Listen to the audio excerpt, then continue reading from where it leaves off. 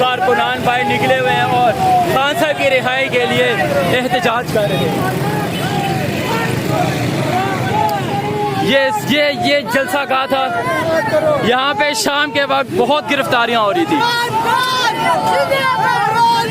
Leadership तो ना निकली, लेकिन देख सकते कारकुनान सड़कों पे निकले हुए हैं और खान साहब की रिहाई के लिए एहतजाज कर रहे हैं।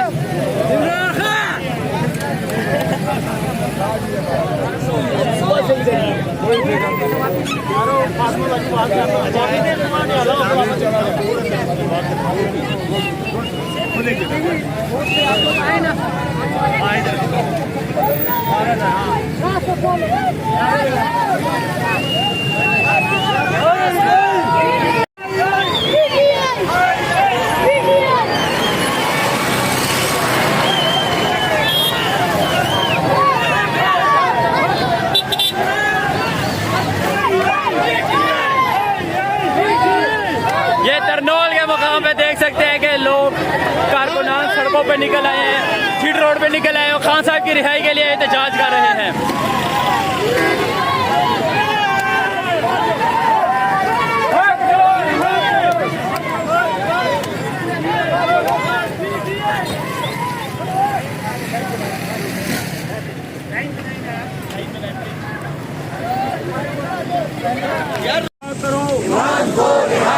शर्म करो, हया करो, खान को रिहा करो, शर्म करो, हया करो, खान को रिहा करो। मेरा यार,